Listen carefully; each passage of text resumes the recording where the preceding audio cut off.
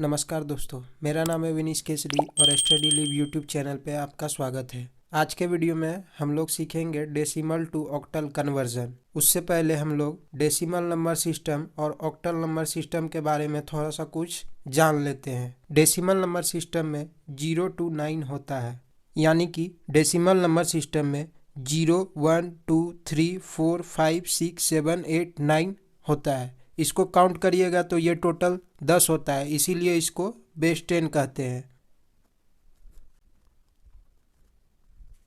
वहीं पे बात करें ऑक्टल नंबर सिस्टम की तो इसमें 0 to 7 होता है, यानी कि ऑक्टल नंबर सिस्टम में 0, 1, 2, 3, 4, 5, 6 एंड 7 होता है। इसको काउंट करिएगा तो ये टोटल 8 होता है, इसीलिए ऑक्टल नंबर सिस्टम को बेस 8 भी कहा जाता है। अब हम लोग डेसिमल से ऑक्टल कन्वर्जन के लिए सबसे पहले एक एग्जाम्पल ले लेते हैं। पहला यहाँ पे है कि 100 को, जो कि डेसिमल में है, इसको आपको कन्वर्ट करना है ऑक्टल नंबर सिस्टम में। यहाँ पे आपको रूल के तौर पे ये चीज़ ध्यान में रखना है कि डेसिमल नंबर सिस्टम को जब भी ऑक्टल नंबर सिस्टम में कन्वर्ट करेंगे तो आपको जो डेसिमल नंबर्स है, यानी कि यहाँ पे 100 है तो इसको आपको 8 से डिवाइड करना है। तो आइए 100 को हम लोग 8 से डिवाइड करते हैं। इसको 8 से डिवाइड करेंगे तो यहाँ पे हम लोग को कोसेंट लिखना है। तो ये 8 से कितना टाइम्स में जाएगा? 12 टाइम्स में जाएगा। 12 अठे 96। और यहाँ पे देखिएगा कि 4 हम लोग का शेषफल बचा है, यानी कि रिमाइंडर। तो जो रिमाइंडर बचा है उसको हम लोग क्या करेंगे, ये 100 के सामने में लिख लेंगे। 4 यहाँ पे हम लोग का रिमाइंडर बचा है। अब आगे फिर से हम लोग को 8 से 12 को डिवाइड करना है। 8 से इसको डिवाइड करेंगे तो ये कितना टाइम्स में जाएगा? 1 टाइम्स में जाएगा। एक बार में गया। फिर से हम लोग का क्या बचा? 4 यहाँ पे रिमाइंडर बचेगा। तो जो रिमाइंडर है उसको साइड में लिख लेंगे। अब यहाँ पे 1 है तो इसको फिर से हम लोग 8 से डिवाइड करेंगे, यानी कि तब तक इसको डिवाइड करना है जब तक कि कोसेंट, जो कि यहाँ पे हम लोग भागफल लिख रहे हैं, वो 0 ना हो जाए। इस बार जब हम लोग 1 को 8 से डिवाइड करेंगे तो ये कितना टाइम्स में जाएगा? छोटा है 1 8 से, तो इसीलिए ये 0 टाइम्स में जाएगा। 0 टाइम्स में जाएगा तो क्या हो जाएगा? 1 यहाँ पे हम लोग का रिमाइंडर हो जाएगा। तो इसीलिए 100 का जो ऑक्टल कन्वर्जन होगा वो क्या होगा? इसको नीचे से ऊपर हम लोग को लिखना है। नीचे से ऊपर लिखेंगे तो क्या होगा? ये 144। यही हो गया हम लोग का आंसर। आइए एक और एग्जाम्पल के थ्रू हम लोग इस कन्वर्जन को सीखने का कोशिश करते हैं। इस बार हम लोग को 456 को ऑक्टल में कन्वर्ट करना है। तो जैसा कि रूल बोलता है, आपको डेसिमल नंबर्स को ऑक्टल में कन्वर्ट करने के लिए 8 से डिवाइड करना है। तो इसको 8 से डिवाइड करेंगे तो क्या होगा? ये कितना टाइम्स में जाएगा? 8 पंचे 40, 5 बचा और 6 यानी कि 56 है। तो 8 सते 56। ये पूरा इससे डिवाइड हो गया है, तो इसीलिए हम लोग का रिमाइंडर जो होगा वो साइड में लिखेंगे। वो कितना होगा? 0। अब इस 57 को फिर से हम लोग को 8 से डिवाइड करना है। इस बार ये कितना टाइम्स में जाएगा? 7 टाइम्स में जाएगा। 8 सते 56। एक बचा रिमाइंडर, तो रिमाइंडर को साइड में हम लोग लिख लेंगे 1। अब फिर से इसको 8 से डिवाइड करना है। इस बार ये कितना टाइम्स में जाएगा? 0 टाइम्स में जाएगा। तो यहाँ पे इसका रिमाइंडर हो जाएगा 7। तो इसीलिए 456 का ऑक्टल कन्वर्जन जो है वो क्या हो जाएगा? हम लोग का जो ये रिमाइंडर है यही आंसर होता है, लेकिन इसको आप लोग को ध्यान देना है कि नीचे से ऊपर की तरफ लिखना है। नीचे से ऊपर की तरफ। तो क्या हो जाएगा? 710, यानी कि ये 710 इसका ऑक्टल कन्वर्जन हो गया। यही हम लोग का क्या है? आंसर। अगला जो एग्जाम्पल है इसमें हम लोग फ्रैक्शनल नंबर को, यानी कि दशमलव वाले अंक को ऑक्टल में कन्वर्ट करना सीखेंगे। तो इसके लिए हम लोग एग्जाम्पल ले लेते हैं 236.89, यानी कि 236.89 को आपको क्या करना है? ऑक्टल नंबर सिस्टम में कन्वर्ट करना है। अब यहाँ पे आप लोग देखिए कि 236.89 को क्या लिख सकते हैं आप लोग, 236 प्लस 089 इस तरह से लिख सकते हैं। अब इस पार्ट को हम लोग क्या कहते हैं, इंटीजर पार्ट, और इस पार्ट को हम लोग क्या कहते हैं, फ्रैक्शनल पार्ट। जब भी आपको दशमलव वाला अंक दिया रहेगा तो उसमें आपको क्या करना है, इंटीजर पार्ट को अलग से सॉल्व करना है और फ्रैक्शनल पार्ट को अलग से सॉल्व करना है। तो आइए हम लोग इसको अलग अलग सॉल्व करते हैं। तो इंटीजर पार्ट को सबसे पहले सॉल्व करेंगे।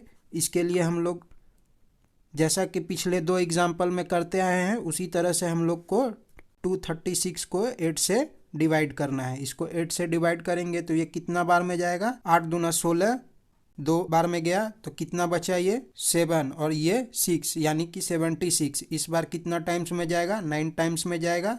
8 9 72, लेकिन ये 76 है तो 4 हम लोग का क्या होगा, रिमाइंडर बचेगा। तो रिमाइंडर को साइड में लिख लेंगे। इस बार फिर से इसको 8 से डिवाइड करना है तो ये कितना बार में जाएगा, 3 टाइम्स में जाएगा। 8 या 24, 5 29, रिमाइंडर हो गया 5। इस बार फिर से 8 से डिवाइड करना है इसको, इस बार 0 टाइम्स में जाएगा तो ये 3 हम लोग का एज इट इज रिमाइंडर हो जाएगा। तो जो इंटीजर पार्ट का हम लोग का आंसर होगा उसको हम लोग को किस तरह से लिखना है, नीचे से ऊपर की तरह। तो यानी कि 236 का जो कन्वर्जन है वो कितना हो गया, 354। ये इसका ऑक्टल कन्वर्जन हो गया।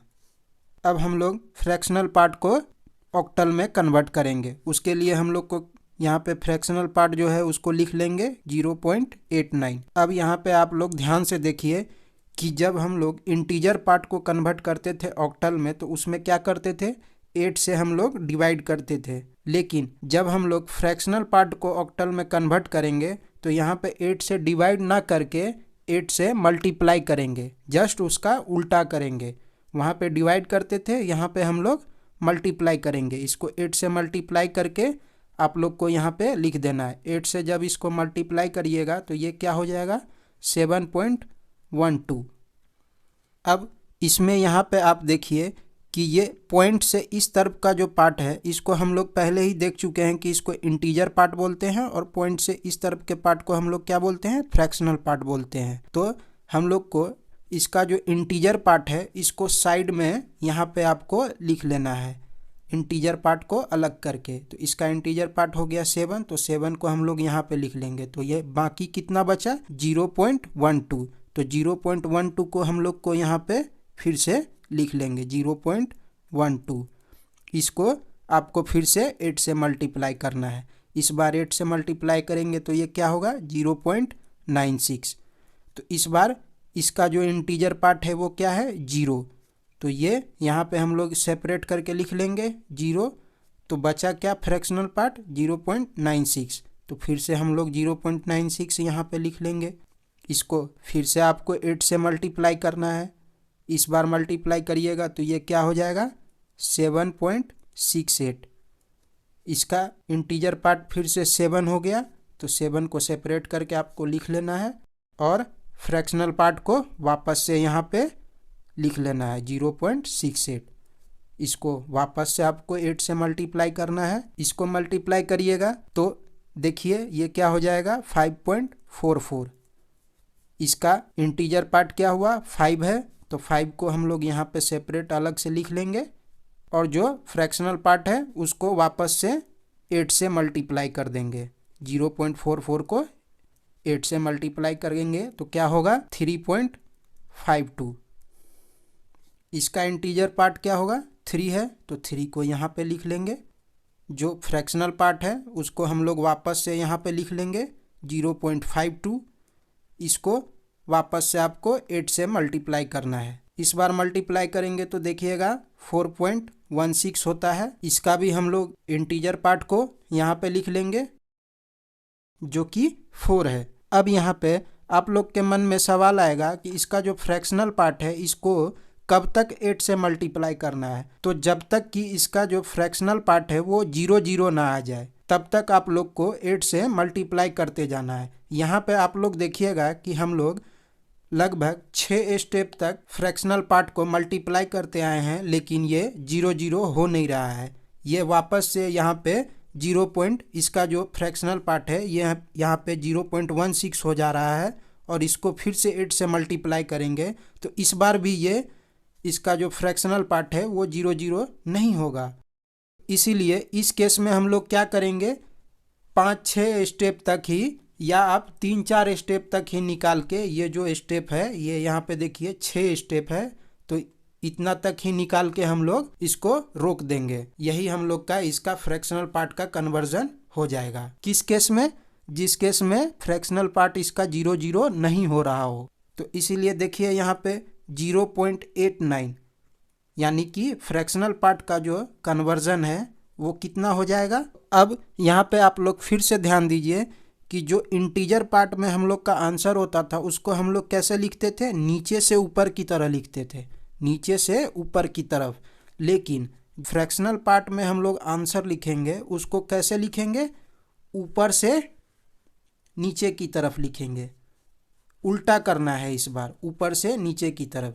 तो इस बार जो इसका फ्रैक्शनल पार्ट का कन्वर्जन हो जाएगा वो क्या हो जाएगा, 0.70734 ये हो गया इसका फ्रैक्शनल पार्ट का कन्वर्जन। अब इन दोनों को हम लोग को क्या करना है, इन दोनों को कंबाइन कर देंगे तो जो मेरा फाइनल आंसर है वो हो जाएगा। तो कंबाइन करके इसको लिख देते हैं, क्या हो जाएगा, 236.89 का ऑक्टल कन्वर्जन क्या हो जाएगा। यहाँ पे 354 हुआ था तो 354 लिख देंगे पॉइंट। इस पे यहाँ पे क्या हुआ था, यहाँ पे 0.707534 ये हुआ था। तो इन दोनों को हम लोग कंबाइन करके लिख दिए, तो यही हम लोग का फाइनल आंसर हो गया। आई होप वीडियो आप लोग को पसंद आया होगा। वीडियो पसंद आया तो वीडियो को लाइक करें, शेयर करें। कोई भी डाउट हो तो कमेंट बॉक्स में कमेंट करके ज़रूर पूछें, और चैनल को सब्सक्राइब करके बेल आइकन ज़रूर प्रेस कर दें, ताकि मैं जब भी इस तरह का वीडियो अपलोड करूँ तो आपको नोटिफिकेशन मिलता रहे। तो मिलते हैं अगले वीडियो में।